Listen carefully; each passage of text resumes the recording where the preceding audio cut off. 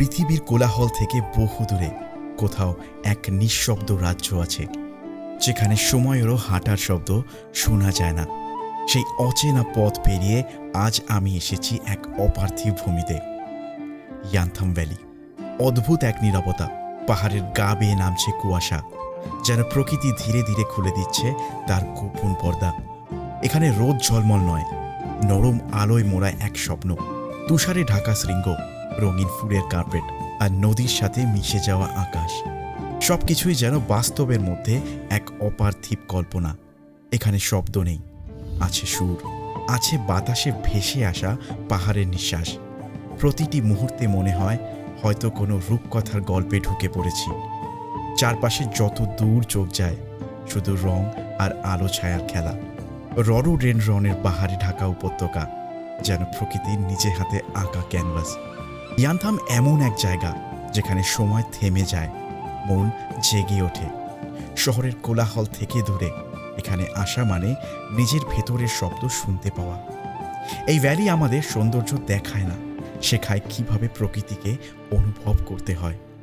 এই গল্পটা শুধু পাহাড়, নদী কিংবা ফুলের গল্প নয়, এটা আমাদের নিজের ভেতরের প্রকৃতির সাথে দেখা করার গল্প। চলো, ক্যামেরার চোখে নয়, হৃদয়ের জানলা খুলে দেখি ইয়ানথাম ভ্যালির নিঃশব্দ জাদু, যেখানে প্রতিটা দৃশ্য এক একটি কবিতা, আর প্রতিটা শ্বাস যেন একটা গল্প। স্বাগতম চাঁদের পাহাড়ে।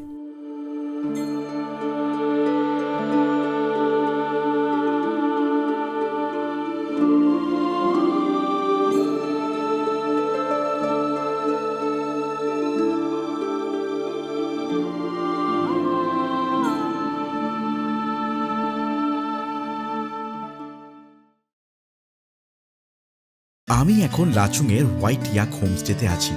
তোমরা অলরেডি দেখে নিয়েছো যে গত পর্বে আমি গুরুদম্মার থেকে এই হোমস্টেতে কিভাবে এসেছি।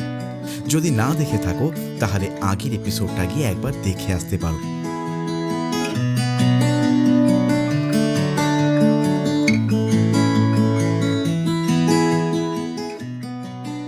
এনিওয়েজ, এখন তাড়াতাড়ি করে ব্রেকফাস্টটা সেরে নেওয়ার পালা। সকালবেলা আমি ব্রেড, বাটার আর গরম চা দিয়ে সেরে ফেললাম ব্রেকফাস্ট।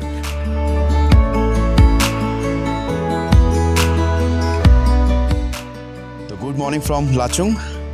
কালকে রাতেই কিন্তু আমি লাচুংয়ের এই যে হোমস্টেতে এসে পৌঁছেছিলাম, কিন্তু এতটাই সারাদিনে টায়ার্ড ছিলাম যে কালকে আর কোনো কথা হয়নি, জাস্ট খেয়ে দিয়ে এখান থেকে ঘুম। কিন্তু আজকে কিন্তু আমার ইয়ানথাম ভ্যালি যাওয়ার প্ল্যান আছে, আর আমি এখন ইয়ানথাম ভ্যালির জন্য কিন্তু বেরোচ্ছি। এখন ঘড়িতে মোটামুটি 8টা মতন বাজে। কালকে কিছু সাইট সিনও কিন্তু ভিজিট করার ছিল, সেগুলো আমি কালকে করতে পারিনি, তো সেগুলো কিন্তু এখন করতেই যাব। তো চলো, রাস্তায় তোমাদের সাথে আবার কথা হচ্ছে। সকাল 8:10 নাগাদ আমি বেরিয়ে পড়লাম ইয়ানথামের উদ্দেশ্যে। 1 ঘন্টার রাস্তা আমার হোমস্টে থেকে।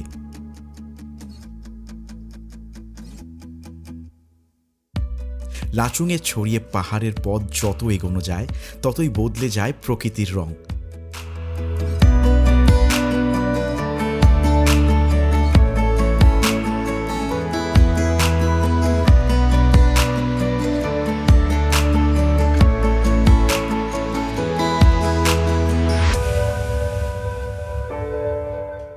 চারিদিকে ছড়িয়ে থাকা সবুজ মোড়ানো ঢালু পাহাড়, মাঝে মাঝে উকি দেয় তুষার ঢাকা শৃঙ্গ।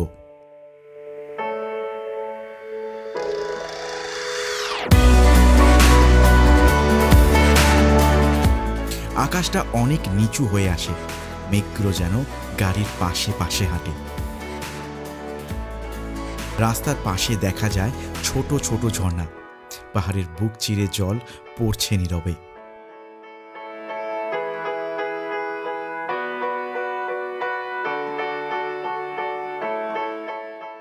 মাঝে মাঝে রাস্তা সরু হয়ে যায়, নিচে তাকালে দেখা যায় পাহাড়ি নদী। ইয়ানথামের কাছাকাছি এলে পুরো এলাকাটা আরো ফাঁকা, আরো প্রশস্ত। মনে হয় আকাশ ছুঁয়ে ফেলা যায়।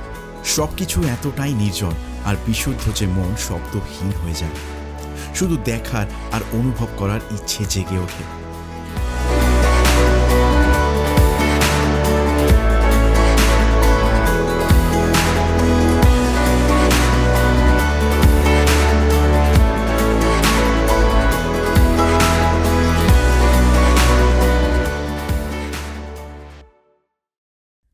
পৃথিবীর কোলাহল থেকে দূরে হিমালয়ের কোলে লুকিয়ে থাকা এক নির্জন স্বর্গ ইয়ানথাম উপত্যকা, যেখানে আকাশ নেমে আসে মাটির খুব কাছে আর বাতাসে মিশে থাকে বরফ আর বুনো ফুলের গন্ধ। প্রকৃতি এখানে কথা বলে রঙে, আলোয় আর নিঃশব্দে। একটা সময়ের পর মনে হয় এখানে ঘড়ির কাঁটা নেই, শুধু আছে ধ্যানমগ্ন শান্তি।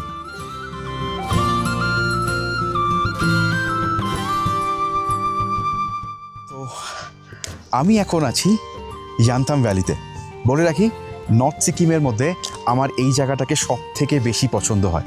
তার কারণ এখানে প্রকৃতি চলে নিজের ছন্দে, এখানের বাতাসে একটা মিষ্টি পাহাড়ের গন্ধ আছে, তাই এই জায়গাটা আমার খুব প্রিয়।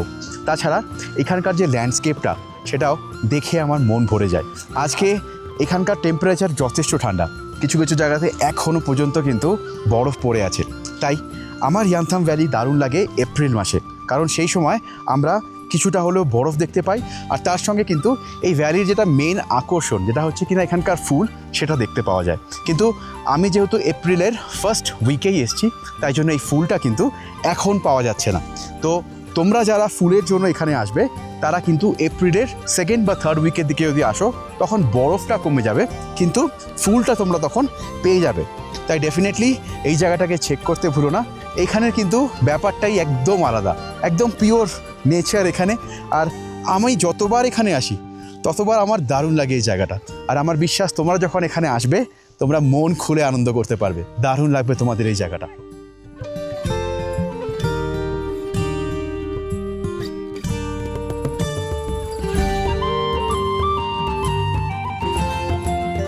এই উপত্যকা শুধু চোখ নয়, মনকেও নিয়ে যায় অন্য এক জগতে। এখানে প্রতিটা শ্বাসে মিশে থাকে প্রকৃতির গভীর ভালোবাসা।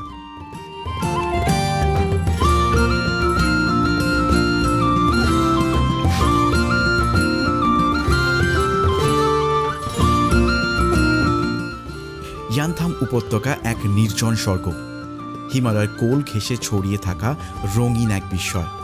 বরফে ঢাকা শৃঙ্গগুলো নিচে বয়ে চলে শান্ত নদী, যার গর্জন নেই, আছে এক গভীর সুর।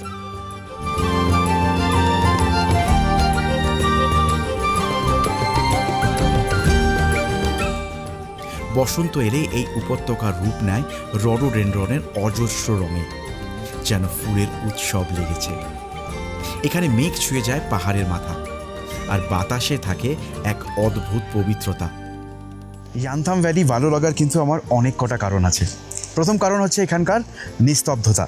সেকেন্ড কারণটা হচ্ছে এখানকার পিছনের যে পাহাড়গুলো দেখো, যে স্নো ক্যাপড মাউন্টেন্সগুলো দেখা যায় সেগুলো। আর তার সঙ্গে যখন এরকম একটা সুন্দর নদী তোমরা দেখতে পাবে, পাশ দিয়ে বয়ে চলেছে, তারপর আর কি কিছু দরকার লাগে? আমার তো কিচ্ছু লাগে না। এই ল্যান্ডস্কেপটার জন্য আমি বারবার আসতে পারি কিন্তু এই ইয়ানথাম ভ্যালিতে।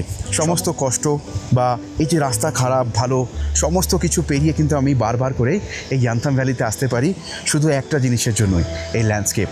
কারণ কি, আমি এই ফ্রেমগুলোকে বারবার করে ক্যামেরা বন্দি করতে চাই। আমার কিন্তু দারুণ লাগে এই জায়গাটা, দারুণ দারুণ। ইয়ানথাম ভ্যালি অ্যাটলিস্ট তোমাদের লাইফে একবার তো অ্যাটলিস্ট ইয়ানথাম ভ্যালিতে আসতেই হবে, দারুণ লাগবে তোমাদের।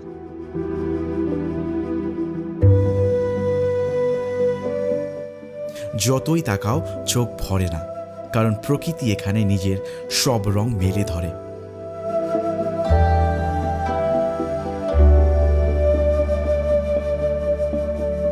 মানুষের তৈরি কিচ্ছু নেই, তবু সব কিছুই এত নিখুঁত যে মনে হয় ঈশ্বর নিজে এঁকেছেন দৃষ্টিপট।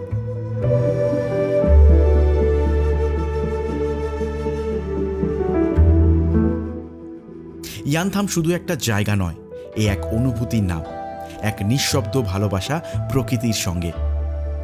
আর এসবের মাঝে কিন্তু একটা উপরি পাওনা পাওয়া গেল হঠাৎ করে। দেখো চারদিকে কিন্তু স্নোফল স্টার্ট হয়েছে।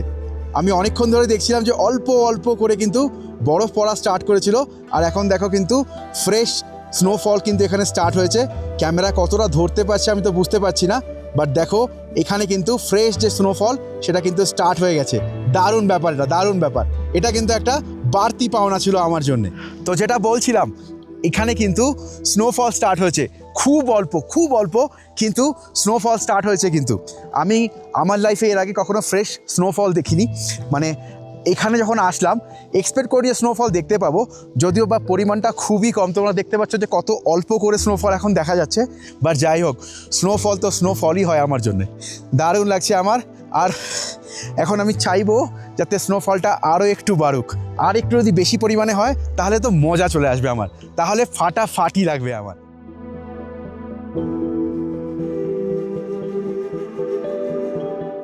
দূরে সাদা বরফে ঢাকা শৃঙ্গগুলো সূর্যের আলোয় ধীরে ধীরে ঝিলমিল করে ওঠে। প্রকৃতির এই নির্জনতায় যেন এক গভীর শান্তি লুকিয়ে আছে।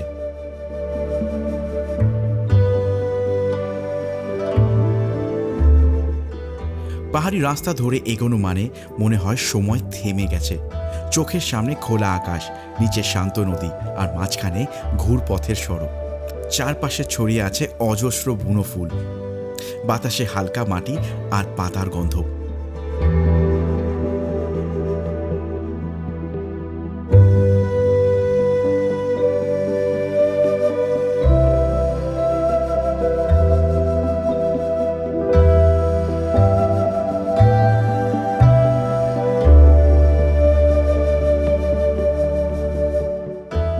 এবার কিন্তু অনেকটা বেলা কিন্তু এখানে হয়ে গেছে। এবার আস্তে আস্তে আমাকে কিন্তু আমার হোটেলের দিকে ফিরতে হবে, কারণ আজকেই কিন্তু আমাদের এই যে ট্রিপটা সেটা শেষ হয়ে যাবে। অনেক সময় ইচ্ছে থাকে না, কিন্তু তাও কি করা যাবে, পরিস্থিতির চাপে পড়ে কিন্তু আমাদেরকে সেই কাজটা না চাইতেও করতে হয়। সেরকমই আজকে ইয়ান্তাম ভ্যালিকে এখান থেকেই বিদায় জানাতে হবে আমাকে, কারণ সামনের দিনের জন্য অনেক কটা জায়গা আরও অপেক্ষা করছে। আর এরপরে এখান থেকে হোটেল গিয়ে দেন গ্যাংটক পৌঁছে সেখান থেকে এনজেপি যেতে হবে, অ্যান্ড দেন সেখান থেকে আমি গাড়ি নিয়ে আবার কলকাতার জন্য রওনা দেব। তো বুঝতেই পারছো যে একটা হেকটিক জার্নি। তো চলো এবার যতটা রাস্তা নিচে নেমেছিলাম ততটা এবার কিন্তু ধীরে ধীরে আমাকে উঠতে হবে।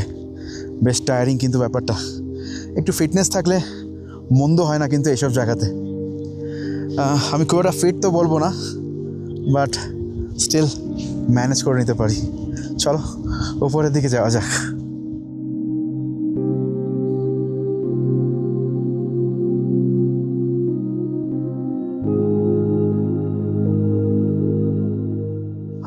বাবা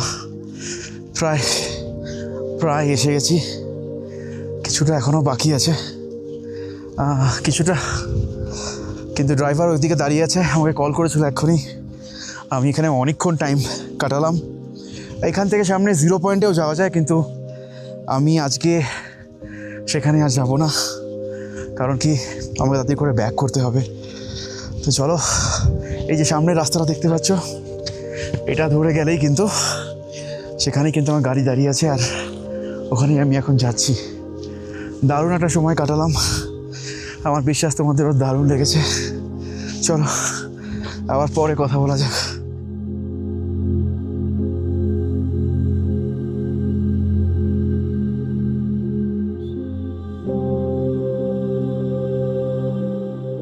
এখানে তোমরা চাইলে প্রিয়জনদের জন্য কিছু শপিং করে নিয়েও যেতে পারো, যদিও price on a higher side, তাই ডেফিনেটলি বার্গেন করতে ভুলো না।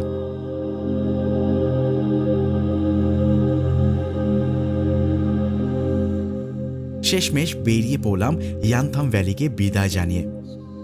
রাস্তায় প্রচুর ইয়াক চোখে পড়ছে আমার।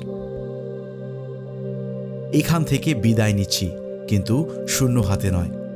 আমি এখান থেকে নিয়ে যাচ্ছি অসংখ্য অমূল্য স্মৃতি, যেগুলো আমার হৃদয়ে গাঁথা থাকবে আজীবনের জন্যে। এই পাহাড়, এই নিঃশব্দ প্রকৃতি, এই মুহূর্তগুলি, প্রতিটি হাসি, প্রতিটি দৃশ্য, প্রতিটি নিঃশব্দ অনুভব মনে থাকবে যেন পাহাড়ের গায়ে লেখা কোনো নীরব কবিতা। সময় হয়তো এগিয়ে যাবে, কিন্তু এই স্মৃতিগুলো থাকবে আগের মতোই উজ্জ্বল, মনের গভীরে যত্নে তুলে রাখা কোনো চিরসবুজ স্বপ্নের মতন। এনিওয়েজ, শেষমেশ পৌঁছে গেলাম আমার হোমস্টে।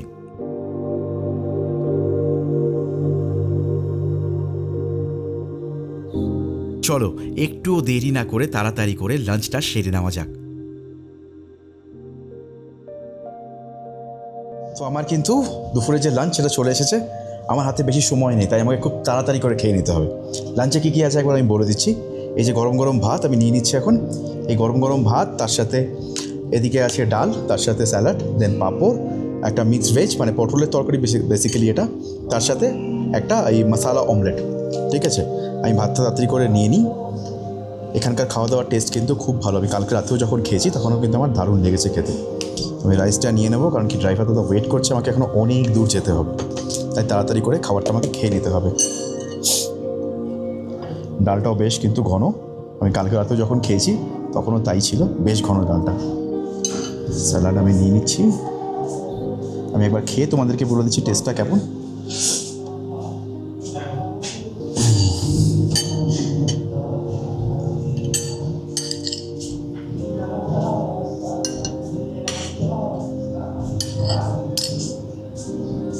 পটলের তরকারি বেসিক্যালি, বাট দেখে তো খুব সুন্দর লাগছে, আমার মনে হচ্ছে খুব ভালো খেতে হবে। চলো এবার টেস্ট করার পালা।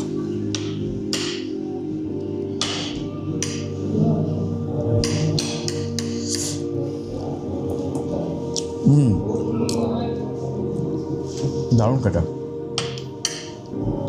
মনে হচ্ছে আমি পাহাড়ে এসে খেতে এসেছি, মনে হচ্ছে কোনো ভালো জায়গাতে রেস্টুরেন্টে বসে এই লাঞ্চটা আমি করছি। খুব ভালো খেতে, দারুণ টেস্ট।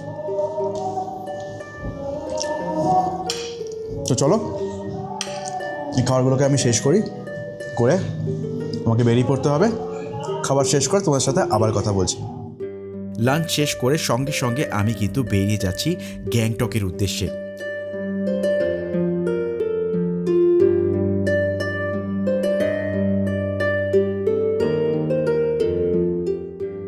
লাচেনকে বিদায় জানিয়ে বেরিয়ে পড়লাম আমি। পথে অমিতাভ বচ্চন ওয়াটারফলও পড়বে।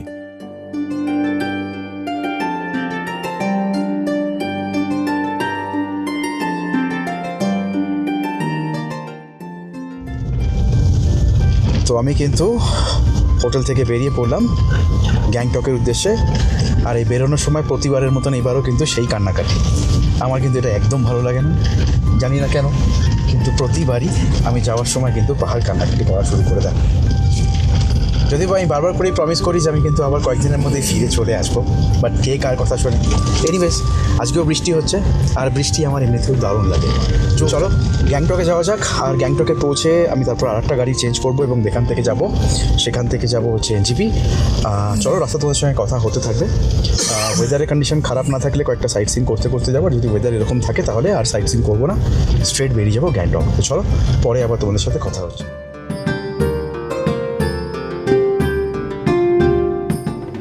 এখান থেকে বচ্চন ফলস পৌঁছাতে সময় লাগবে 15 মিনিটের মতো।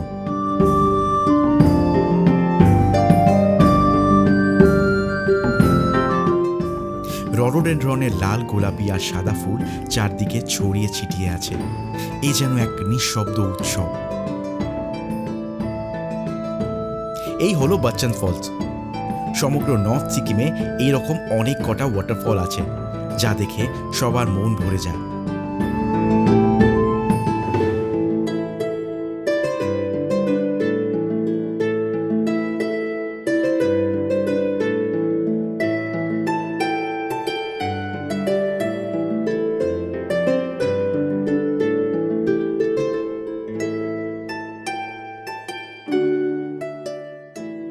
কিছুটা সময় কাটিয়ে বেরিয়ে পড়লাম গ্যাংটকের উদ্দেশ্যে। রাস্তা খারাপ, তাই গ্যাংটক পৌঁছাতে 7 ঘন্টার মতন সময় লেগে যাবে। আমি আশা করছি যে রাত 8টার দিকে আমি গ্যাংটকে পৌঁছে যাব। রাস্তা এখন ভালো, কিন্তু সামনেই রাস্তা খুব খারাপ আসবে। আর বলতে না বলতেই সামনে বিশাল জ্যাম লেগে আছে। মোটামুটি 30 মিনিট পর গাড়ি আবার চালু হলো। নর্থ সিকিমের রাস্তার অবস্থা এখন অত্যন্ত খারাপ এবং বিপজ্জনক। পথ চলাচল করতে হলে খুব সতর্ক থাকতে হয়। জায়গায় জায়গায় ধস নামার আশঙ্কা রয়েছে। বৃষ্টির সময় এই রাস্তা আরও বিপজ্জনক হয়ে ওঠে। জরুরি প্রয়োজন ছাড়া এই রাস্তায় যাত্রা না করাই ভালো।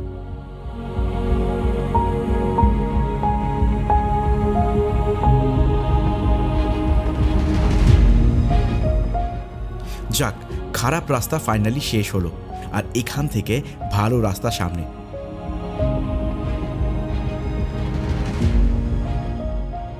পাহাড়ের বুকে অলমোস্ট সন্ধে হয়ে এসেছে। ফাইনালি 8টার দিকে আমি পৌঁছে গেলাম গ্যাংটক। সময় হাতে খুবই কম, তাই গ্যাংটক থেকে গাড়ি চেঞ্জ করে আবার পথ চলা শুরু করলাম। তো আমি কিন্তু গ্যাংটকে জাস্ট পৌঁছালাম এখনই, আর এখান থেকে কিন্তু আমি ক্যাব চেঞ্জ করে নিচ্ছি। আর এবার ফাইনালি এই ক্যাবটা করে আমি কিন্তু যাব এখন এনজিপি, আর এনজিপি থেকেই আমি আমার গাড়িতে করে কিন্তু ফিরে যাব কলকাতা।